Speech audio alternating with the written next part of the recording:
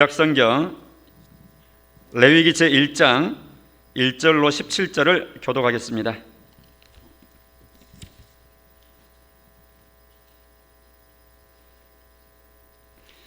여호와께서 회막에서 모세를 부르시고 그에게 말씀하여 이르시되 이스라엘 자손에게 말하여 이르라 너희 중에 누구든지 여호와께 예물을 드리려거든 가축 중에서 소나 양으로 예물을 드릴지니라. 그 예물이 소의 번제이면 흠없는 수컷으로 회막 문에서 여호와 앞에 기쁘게 받으시도록 드릴지니라. 그는 번제물의 머리에 안수할지니 그를 위하여 기쁘게 받으심이 되어 그를 위하여 속죄가 될 것이라. 그는 여호와 앞에서 그 수송아지를 잡을 것이요 아론의 자손 제사장들은 그 피를 가져다가 회막 문 앞 제단 사방에 뿌릴 것이며 그는 또 그 번제물의 가죽을 벗기고 각을 뜰 것이요 제사장 아론의 자손들은 제단 위에 불을 붙이고 불 위에 나무를 벌려놓고 아론의 자손 제사장들은 그 뜬 각과 머리와 기름을 제단 위에 불 위에 있는 나무에 버려 놓을 것이며 그 내장과 정강이를 물로 씻을 것이요 제사장은 그 전부를 제단 위에서 불살라 번제를 드릴지니 이는 화제라 여호와께 향기로운 냄새니라. 만일 그 예물이 가축대의 양이나 염소의 번제이면 흠 없는 수컷으로 드릴지니 그가 제단 북쪽 여호와 앞에서 그것을 잡을 것이요 아론의 자손 제사장들은 그것의 피를 제단 사방에 뿌릴 것이며 그는 그것에 각을 뜨고 그것의 머리와 그것의 기름을 베어낼 것이요 제사장은 그것을 다 제단 위에 불 위에 있는 나무 위에 버려 놓을 것이며 그 내장과 그 정강이를 물로 씻을 것이요 제사장은 그 전부를 가져다가 제단 위에서 불살라 번제를 드릴지니 이는 화제라 여호와께 향기로운 냄새니라. 만일 여호와께 드리는 예물이 새의 번제이면 삼 비둘기나 집 부들기 새끼로 예물을 드릴 것이요 제사장은 그것을 제단으로 가져다가 그것의 머리를 비틀어 끊고 제단 위에서 불사르고 피는 제단 곁에 흘릴 것이며 그것의 머리 주머니와 그 더러운 것은 제거하여 제단 동쪽 재 버리는 곳에 던지고 또 그 날개 자리에서 그 몸을 찢되 아주 찢지 말고 제사장이 그것을 제단 위에 불 위에 있는 나무 위에서 같이합니다. 불살라 번제를 드릴지니 이는 화제라 여호와께 향기로운 냄새니라. 아멘. 오늘부터 레위기 본론 본문에 들어가게 되는데요. 지난 시간에 우리가 서론적으로 살폈듯이 레위기는 시내산에서 하나님과 이스라엘 백성이 언약식을 통해서 그들이 하나님이 되시고 또 그들은 하나님의 백성이 되고 그래서 특별 관계를 선포하신 뒤에 이 레위기라고 불리는 이 율법을 주신 겁니다. 그러니까 일종의 언약식의 계약서와 같은 언약의 문서에 해당된다. 여기에는 전반부 17장까지는 하나님 앞에서 어떻게 거룩해질 수 있느냐, 그래서 후반부는 18장부터 마지막까지는 어떻게 허락받은 거룩을 삶 속에서 유지하면서 살아가느냐, 거룩이 주제가 되어서 하나님 백성이 거룩한 언약 백성으로서의 늘 신분을 회복하고 유지해 나갈 수 있도록 하는 그 내용으로 되어 있다 그랬습니다. 오늘 1장 전체를 읽었는데요. 1장은 이 1장부터 이 7장까지는 번제에 대한 다시 5대 제사에 대한 내용입니다. 제사 제도 5가지 제사 제도를 통해서 하나님 백성이 어떻게 거룩해지는가에 대한 그 제사의 방식을 말씀해 주는 것이죠. 그 첫 번째가 지금 번제에 대해서 언급한 겁니다. 오늘 읽었던 이 주제는 본문의 내용은 번제입니다. 해봅시다. 번제. 번제라 하는 것은 이 화제라 그랬죠. 거기 17절 맨 마지막 절 끝부분에 보니까 이는 화제라 여호와께 향기로운 냄새니라. 화제란 말은 불로 드리는 제사를 화제라 그래요. 그런데 이 번제가 바로 불로 드리는 제사입니다. 불로 태워서 드린다 그 말이죠. 번제단에서. 그러니까 태울 번자입니다. 그래 이 번제를 드리는데 오늘 본문에 보니까 이 번제물, 짐승을 언급을 하는데 세 종류로 지금 언급하고 있습니다. 형식은 비슷비슷하고 거의 똑같아요. 그런데 백성의 형편에 따라서 소로 드릴 수도 있고 양이나 염소로 드릴 수도 있고 새로 드릴 수도 있다. 여러분 책에 한번 표시해 보시기 바랍니다. 3절부터 9절이 소로 번제 드리는 경우를 언급한 겁니다. 3절 보면 그 예물이 소의 번제이면, 소에다가 동그라미 쳐보세요. 그 책에다가 소. 그 다음에 10절을 보세요. 10절을 보시면 만일 그 예물이, 즉 백성이 하나님께 번제를 드리는데 예물로 쓰는 것이 가축대의 양이나 염소의 번제이면, 그러니까 양, 염소의 표시를 보시기 바랍니다. 그 양으로 번제 드리는 경우, 또 염소로 번제를 드리는 경우는 이렇게 해라 하고 13절까지 언급하신 거고요. 그 다음에 14절에 보면 또 예물의 종류가 달라지죠. 만일 여호와께 드리는 예물이 무슨 번제예요? 새로 드리는 경우예요. 새의 번제이면 산비둘기나 집비둘기 새끼로 예물 삼아서 드리면 된다. 이렇게. 그러니까 이렇게 차등을 두고 힘 있는 사람은 소로, 보통 사람은 감당할 수 있으면 양이나 염소로, 이것도 저것도 보다 아주 어려운 형편 있는 사람들은 새 새끼로 이렇게 해서 하나님께 각각 번제를 드릴 수 있다. 이렇게 했습니다. 그러니까 2절로 다시 가보세요. 이스라엘 자손에게 말하여 이르라. 너희 중에 누구든지 여호와께 예물 드리려거든 가축 중에서 소, 양으로 예물을 드려라. 그러니까 여기에 우리가 주목하고자 하는 표시는 2절에서 누구든지입니다. 너희 중에 누구든지 다 예물 드리고 싶냐? 그러면 드려라. 각각 자기 형편에 따라서 소로 하든지 양으로 하든지 새로 하든지 자기 형편에 맞춰서 드려라. 그러면 백성이 자기의 경제적인 능력에 따라서, 재산의 정도에 따라서 각각 이 드려지는 이 하나님께 표시하는 제물은 다 종류가 다를 수 있지만 하나님은 동등하게 동일하게 그 번제를 인정하시고 받으신다 하는 이러한 내용이 되겠습니다. 자, 이 번제의 경우는 그 제사의 종류의 성격상 전체를 다 불에 태웁니다. 다른 제사들은 그러게 안 하죠. 일부만 태우고 일부는 같이 나눠 먹습니다. 제사하는 사람이. 그 다음에 지인들 다, 친척들 불러 모아놓고 함께 식사를 해서 해먹는 경우가 있고, 어떤 경우는 제사장에게 이게 정해진 분량에 있어서 제사장 몫으로 다 이렇게 떼서 주기도 하고 뭐 이렇게 하는데, 다른 제사들은 각각 그렇게 하겠는데 오늘 이 번제라고 하는 것은 사람 몫이 없어요. 그리고 서로 나눠 먹고 뭐 하는 것도 없어요. 식탁 교제도 없어요. 전체를 다 하나님께 불로 태워서 올려드리는 제사가 바로 이 번제예요.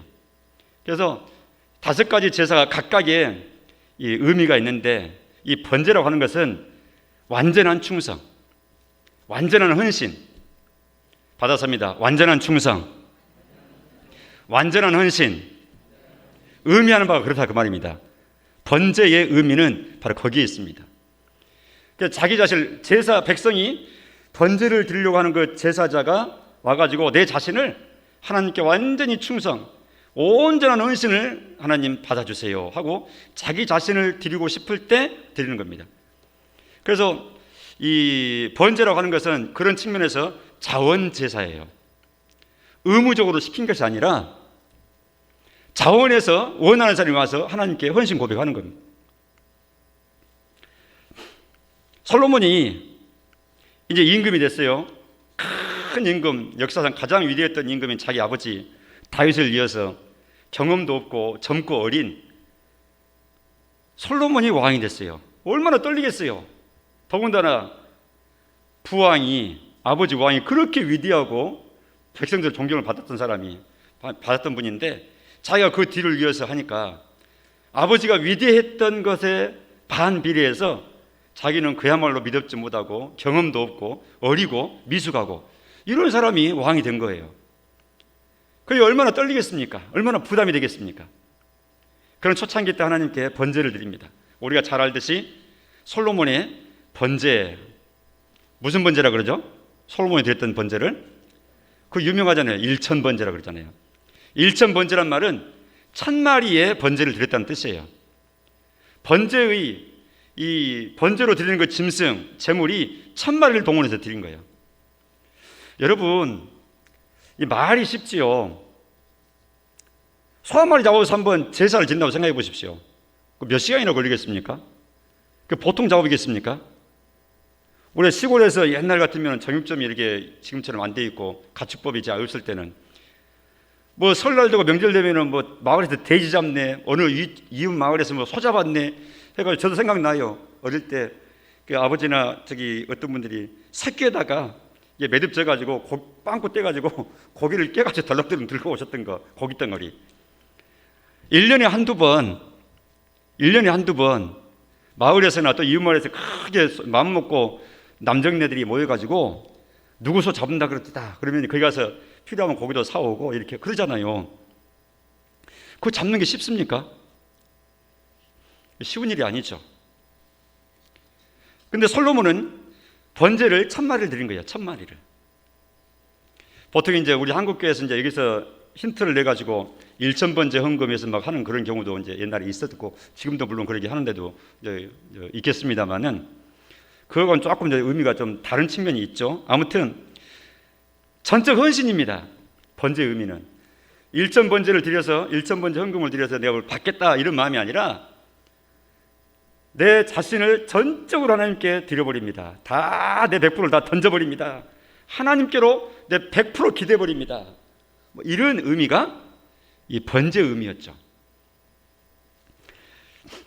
이것은 5대 제사라고 하는 레위기에 등장할 모든 제사가 한 가지처럼 다 예수 그리스도를 예표하는 측면이 아주 강합니다. 그냥 구약 성경 중에서 구약 성경 전체가 예수님 말씀대로 예수님에 대해서 증거하는 것이죠. 요한복음에서 예수님이 유대인들과 대화할 때 그런 말씀하셨잖아요. 여러분들이 영생을 얻은 줄로 알고 성경을 상고하고 성경을 읽고 연구하고 그렇게 하는데 여러분이 그렇게 하는 그 성경이 곧 내게 대해서 증거하는 것이라. 예수님 자신이 그렇게 말씀하셨어요. 그때 말씀하신 이 성경이 내게 대해서 하는 말씀을 할 때는 구약 성경하고 제가 여러 번 설명을 드렸습니다. 예수님이 활동하실 당시에는 신약 성경 27권 중에 단 한 권도 기록되기 전의 시대이니까 예수님이 말씀하신 그때는 이 구약성을 두고 하는 말이에요. 그러니까 구약성경 전체가 전부 예수님에 대해서 기록된 거라고 예수님 자신이 아예 말씀해 놓으신 그대로입니다. 그래서 창세기가 예수님에 대해서, 출애굽기가 예수님에 대해서, 마지막 말라기도 전부 예수님이 아주 핵심 주제예요. 이게 성경의 통일성이라고 그랬죠. 그러면 우리가 지금 레위기를 살펴가고 있는데 레위기도 예수님에 대해서 아주 뚜렷하죠. 그 중에서도 구약 성경 39권 중에서 예수님에 대해서 가장 뚜렷하게, 가장 색깔이 분명하게 환하게 예표하는 책이 어느 책이냐 그러면 또 눈치학성으로 어느 책이 있어요? 레위기예요. 지난 시간에 언급했지만 레위기가 그렇게 중요한 겁니다. 핵심입니다. 구약 성경의 중심입니다. 레위기의 내용이 이 5대 제사, 7대 절기, 그 다음 대제사장법 이렇게 딱 나와 있는데 이 전부 다 예수님이 관계된 거예요. 지금 5대 제사 중에 첫 번째는 번제인데 이것도 예수님이 관계된 거예요. 그래서 구속사적으로 예수님의 관점에서 이 번제의 내용을 보게 되면 예수님께서 자신의 생명을 철저하게 하나님께 충성하고 완전히 하나님께 털끝만큼도 오착 없이 섭섭함이나 아쉬움 없이 온전하게 하나님 아버지께 그 하나님 아버지의 뜻에 맞춰서 예수님 자기 자신을 헌신해버리는 그런 모습을 잘 드러내는 구약의 예표가 바로 이 번제죠. 예수님이 이처럼 자신을 온전히 하나님께 드리셨습니다. 특별히 이 번제의 그 제물로 끌려오는 그 짐승들은 3절에 표현 있는 것처럼 흠없는 수컷으로, 이런 표현인데 흠없는 수컷, 이것이 바로 예수님을 나타내는 모습이에요. 예수님은 육체적으로도 흠이 없는 분이셨고요. 구약의 이 제사를 드릴 때, 제물을 가져올 때 이 짐승이 흠이 있으면 안 돼요. 한쪽 눈이 감겼다거나 영양 상태가 아주 빈약해가지고 병색이 완연하고 털이 푸석푸석하고 윤기도 없고 이렇다거나 한쪽 다리를 전다거나 그 다음에 몸에 털이 고르지 않고 그냥 점박이로 있다거나 다 안 됩니다. 아주 깨끗하고 건강하고 윤기 있고 분명한, 그리고 딱 일련된 성장한 그런 수컷, 그것으로 드리도록 딱 정해주신 거예요. 이것이 바로 예수님의 흠 없고 점 없고 온전하실 육체적인 영적인 그런 상태를 잘 보여주는, 담고 있는 표현입니다. 그런 예수님께서 이 제물이 온전히 번제로 다 태워서 하나님께 드려져 버렸던 것처럼 예수님 자신이 하나님께 온전히 드려진 것이죠. 예수님 생애 마지막에 예수님이 그렇게 기도드리셨죠. 마지막 전날 밤에 마태복음 26장 39절에 겟세마네 동산의 기도를 우리가 압니다. 얼굴을 땅에 대시고 엎드려 그렇게 기도하셨습니다. 내 아버지여, 만일 할만하시거든 이 잔을 내게서 지나가게 하옵소서. 그러나 나의 원대로 마시옵고 아버지의 원대로 하옵소서. 온전한 헌신입니다. 온전한 충성입니다. 그렇게 해서 죄인도 아닌데 죄인 취급받으면서 죽어가는 그 자리를 아버지의 뜻을 이루는 길이기 때문에 내가 온전히 헌신해서 모든 억울함 다 입 다물고 마땅히 죽을 사람이 죽는 것처럼 그렇게 헌신해버린 거예요. 예수님께서. 그게 하나님 아버지의 뜻이었으니까. 그러나 예수님의 하나님 아버지를 향한 온전한 헌신과 충성을 통해서 우리를 구원하셨다, 그 말이죠. 누가복음 22장 44절에 겟세마네 동산 그 기도할 때 누가복음의 기록에 가면 이런 표현을 해요. 예수께서 힘쓰고 애써 더욱 간절히 기도하셨다. 그래서 땀이 땅에 떨어지는 핏방울같이 될 지경이 됐다. 그 정도로 힘써서 기도했다는 거예요. 내 원대로 마시옵소서. 내 원대로 마시옵소서. 아버지 원대로 내가 넉넉히 그 길을 갈 수 있기를 원합니다 하고 자기 마음 가운데 그 고통 알고, 그 부끄러움, 십자가의 부끄러움 알고, 그 억울함 다 아는데 그거 다 꺾어버리고 내가 왜 그 고통 당해야 됩니까? 내가 왜 십자가에서 발가 벗기고 공중에 대롱대롱 달리는 그런 부끄러운 일을 내가 왜 당해야 됩니까? 내가 죄인도 아닌데.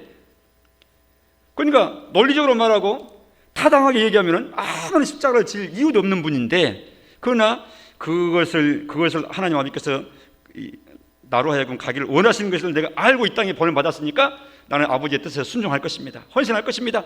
그걸 감당할 수 있도록 힘주세요 하고 힘써 기도하신다 보니까 마치 땀방울이 핏방울 떨어진 것처럼 막 진흙을 짜내면서 기도하신 거예요.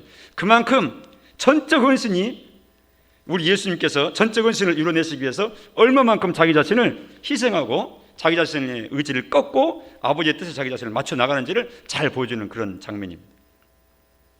그렇게 해서 하나님의 뜻에 우리 주님께서 온전히 순종하신 거예요.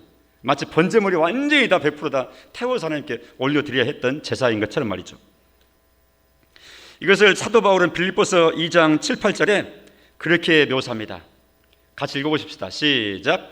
오히려 자기를 비워 종의 형체를 가지사 사람들과 같이 되셨고 사람의 모양으로 나타나사 자기를 낮추시고 죽기까지 복종하셨으니 그 십자가에 죽으심이라. 그러니까 죽는 데까지 충성하신 거예요. 죽음으로 헌신을 표현하신 거예요. 조금도 함량이 미달된 것 없이 100% 꽉 찬 헌신을 하신 거죠. 오늘 레위기 1장의 번제는 바로 그런 예수님의 모습을 잘 보여주는 예표입니다.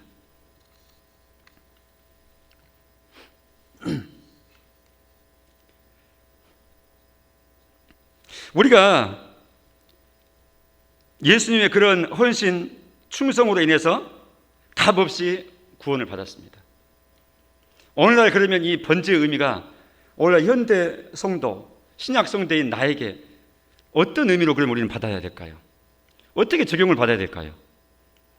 그런 제사를 드렸대 하고 아는 것으로 끝나버리면 안 돼요. 그렇게 제사 드리는 그 모습이 곧 그때로부터서 1500년 뒤에 오시게 될 예수님이 오셔가지고 하나님의 구속사역을 완성하실 번제물처럼 온전히 흠없이 티없이 100% 드려질 우리 주님의 모습이었구나. 미리 예표해 주셨구나. 그리고 그 예표대로 우리 주님은 이루셨구나. 그 결과로 우리가 그 공로로 이렇게 구원을 받다니 이에 대해서 감사하자. 받아서입니다. 감사. 이 번제 이 제사를 우리가 묵상하면서 예수님께서 번제물을 온전히 하나님 앞에 드려진 것을 연결해서 생각하면서 그 혜택을 내가 받았구나 하고 감사의 마음을 품는 것이 첫 번째입니다. 깨달으면 항상 감사를 드릴 수밖에 없는 거예요. 우리 입술로. 그런가 하면 예수님은 이처럼 우리의 구주의 역할을 하셨을 뿐만 아니라 또 무슨 역할을 하셨다 그랬죠? 예수님 우리 앞에 무슨 역할을 하셨다 그랬어요? 예수님 바라보면 뭘 생각하라 그랬어요? 자, 그렇게 강조를 드렸었는데 답을 안 나오면 섭섭하네요. 제가 전달 잘 못한 것 같습니다. 제 속으로만 정리되어 있고 전달이 제대로 안 됐다는 뜻이겠는데, 항상 생각하세요. 복음서를 통해서 예수님의 행적을 보게 될 때 항상 두 포인트를 가지고 보시라 그랬어요. 첫째는 우리 구주로서의 모습 보셔야 돼요. 이분이 그래서 나의 구주가 되시는구나, 이렇게. 이분이 십자가를 지셨구나, 이분이 죄인 취급당하셨구나, 이분이 부활하셨구나, 부활하셨구나, 부활하시 승천하셨구나, 앞으로 재림하시겠구나, 나의 구주시구나 하고 내 구주 차원에서 예수님을 보시라 그 말입니다. 그러면 그 부분에서는 어떻게 하라고요? 항상 감사하자, 방금 말씀드렸듯이 깨닫고 나면 감사. 그런가 하면 한 가지 또 포인트는, 두 번째 포인트는 예수님, 항상 예수님의 행적을 이렇게 살펴볼 때, 또 예수님의 가르침을 들을 때 우리 마음 가운데는 우리의 온전한 모범이시다, 모델이시다, 이런 관점에서 봐야 된다고 그랬습니다. 받아섭니다. 우리의 모범, 나의 모델. 그냥 그 예수님을 보고 우리도 예수님처럼 따라가야 되는 모델이다 그 말이죠. 예수님 보고 따라가죠. 이 두 차원에서 항상 생각하세요. 예수님은 나의 구주, 예수님은 나의 모델. 그러면 번제로 우리 구주로서의 역할을 잘 하신 거예요. 그러니까 감사히 우리가 또 묵상을 하는 거죠. 예수님의 우리를 위해서 피 흘리심, 십자가 지심. 그런가 하면 그분은 우리의 모델로 하나님께서 우리 앞에 딱 제시해 주셨으니까 내가 너희한테 제시한 표준, 모델인 예수를 바라보면서 너희가 이 지상에서 신앙의 길을 걸어가고 나를 향해서 바로 예수님이 나아갔던 그 길 따라서 내 길로 나와야 된다. 그래서 예수님처럼 이라고 하는 예수닮게 모습이 비로소 이제 거기서 우리가 따라갈 길이 되는 거예요. 그러면 번제로서 예수님께서 온전히 드렸다 했을 때, 두 번째로 그러면 우리는 우리의 모델로서의 예수님을 봐야 돼요. 번제를 통해서. 그 번제를 통해서 우리도 예수님처럼 온전히 드리게 되죠. 온전한 충성과 온전한 헌신. 그래서 로마서 12장 1절에 있는 것처럼 너희 몸을 하나님이 기뻐하시는 거룩한 산 제물로 드리라. 자, 여기 제사 얘기가 나왔어요. 제물이 나왔습니다. 제물. 이 제물이 무슨 제물이냐? 오늘 우리가 번제, 레위기서 1장에서 언급하고 있는 이 번제를 볼 때 번제물로 하나님께 드려지기 위해서 끌려 나오는 바로 그 모습을 생각해야 돼요. 이것이 너희가 드릴 영적 예배니라. 구약의 제물은 죽여서 피 흘려서 죽은 제물을 드리죠. 죽은 짐승의 몸을 드리죠. 그러나 신약의 성도들은 로마서 12장 1절 방금 그 본문에 의하면 구별된 산 제물로 산 사람으로서 제사로 드려지는 거예요. 그러니까 우리의 생활 자체가 하나님 앞에 제사 드리는 삶입니다. 우리 생활이 제사예요. 그래서 그것을 영적인 예배라 이렇게 말씀하는 겁니다. 가정에서 사는 것이 예배인 거예요. 예배당에 모여가지고 예배 시간에 예배 드리고 끝나는 예배가 아니라 이런 공적인 예배를 드리고 흩어지면 생활의 예배를 통해서 하나님을 예배하는 거예요. 그러니까 예배당에서 모인 예배를 잘 하시고 흩어져서 각자의 삶 현장에서 또 삶을 성실하게 잘 살아가심으로 그 자체가 예배가 되어서 모여서 예배하고 흩어져서 생활 속에서 성실하게 살고 그 생활의 예배를 드리고 이렇게 하면서 모이는 교회, 흩어지는 교회로 우리는 24시간 또 일주일 내내 1년 내내 예배 드리는 것이고 구원받고 나서 깨닫고 보니까 구원받은 이후로 죽을 때까지 계속 우리는 예배로서의 삶을 사는 겁니다.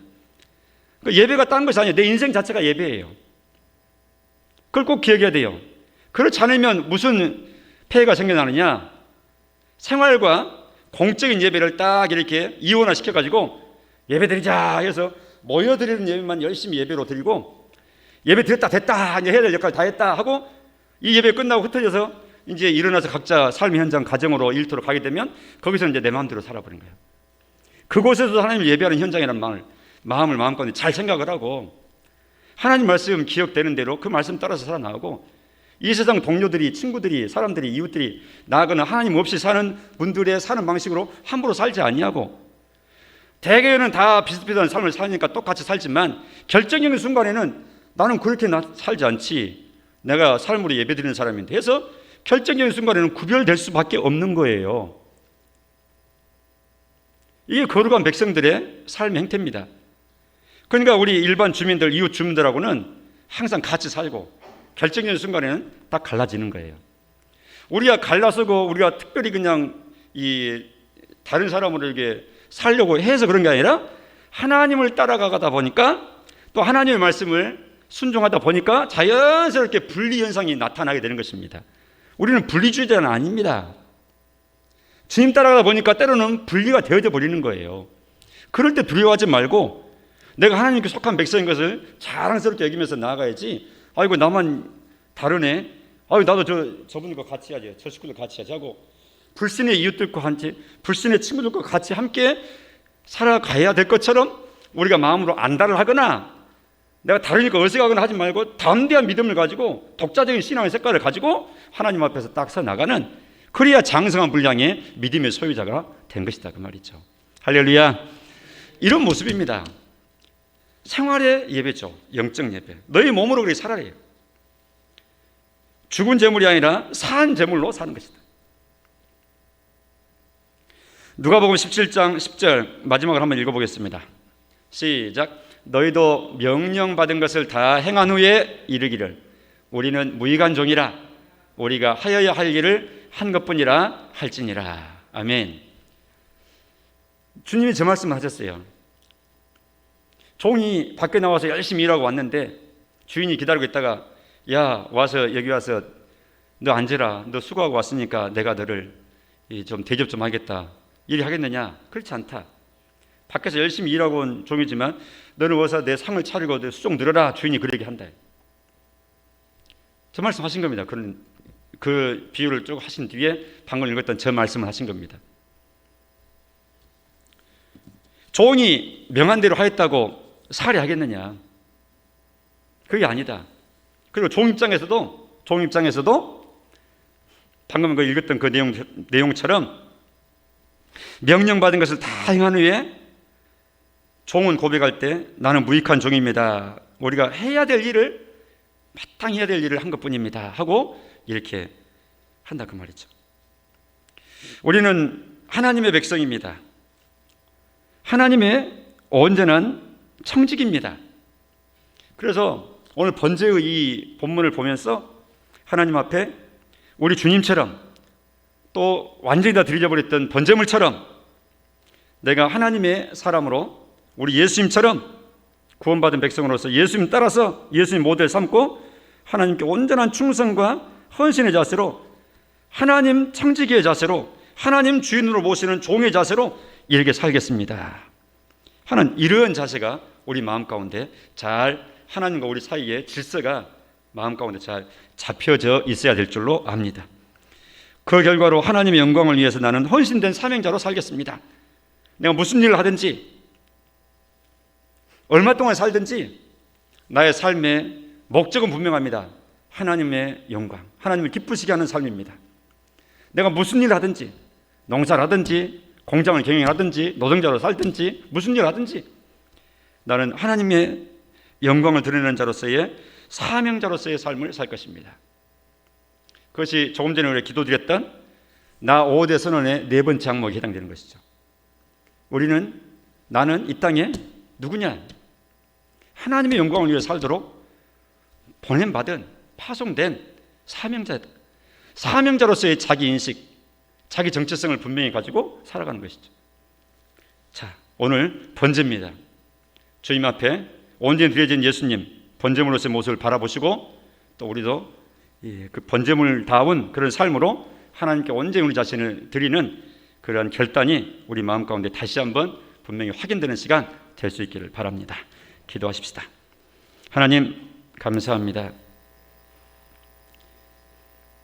레위기에 언급되고 있는 여러 제사니 또 절기니 하는 것들이 성도된 우리들에게 복잡하게 느껴지기도 하고 또 어렵게 보여질 수도 있지만 하나님께서 우리에게 꼭 필요해서 주시는 말씀이어서 우리가 잘 살피고 잘 요약하고 명확히 해서 그 의미를 분명히 하고자 합니다. 방금 들었던 번제의 내용처럼 하나님, 우리가 주님 앞에 온전한 충성, 온전한 헌신의 자세로 우리 일생을 나아갈 수 있도록 믿음을 새롭게 주시기를 바랍니다. 먼저 그 길을 걸어가신 우리 예수님 잘 바라보면서 예수 따라하기, 예수닮게 모습으로 나아가다 보면 하나님 기뻐하신 그 지점에 어느새 서 있는 우리를 언뜻 바라보게 될 터인데, 하나님, 우리가 계속해서 멈추지 않고 성장해 나가는 그런 성숙한 분량의 내용으로 나아갈 수 있도록 하나님의 은혜 위에 은혜를 더하여 주옵소서. 예수님 이름으로 기도합니다. 아멘.